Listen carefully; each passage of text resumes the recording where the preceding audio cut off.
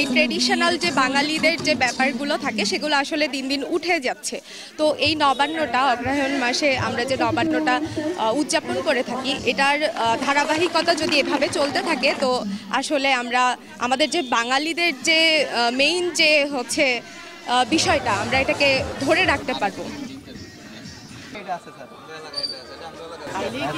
নবান্ন আমাদের বাঙালি জাতির একটা ঐতিহ্য।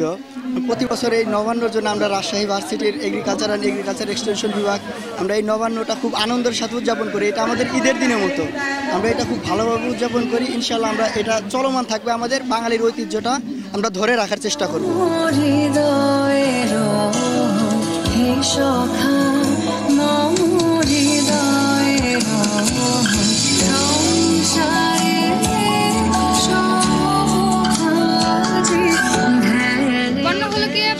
ঐতিহ্যবাহী একটা অনুষ্ঠান।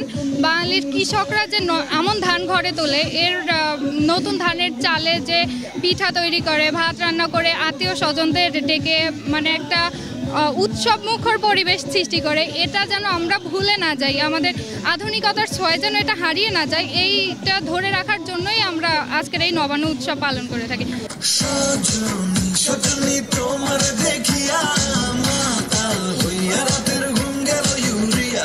বোন হলো ভাইয়ের বাসা যায়, তারপরে মেয়ে বাপের বাড়ি যায়, মানে এই সময়টাই সারা সময়টা জুড়ে শুধু মানে পিঠার আয়োজন চলতে থাকে। এই রীতিটাকে মানে ধরে রাখার জন্য এই নবান্ন উৎসবটা করতেছি।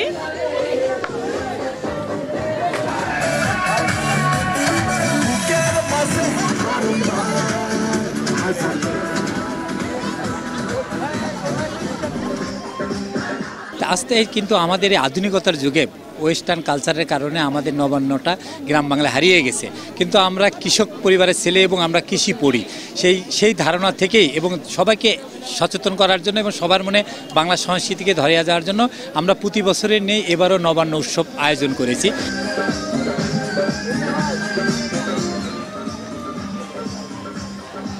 এই নবান্নর সাথে আমাদের যে ইতিহাস এবং ঐতিহ্যের সংযোগ, এইটা আমরা চাই যে আমাদের নতুন প্রজন্ম এবং যারা বেড়ে উঠছে তারা এটা সম্পর্কে জানুক, এবং আমি চাইব যে এটা সারা দেশের সমস্ত বিশ্ববিদ্যালয় এভাবে ছড়িয়ে যাক, যাতে আমরা বুঝতে পারি, জানতে পারি যে আমরা কোথা থেকে এসেছি, আমরা কোথায় যেতে চাই।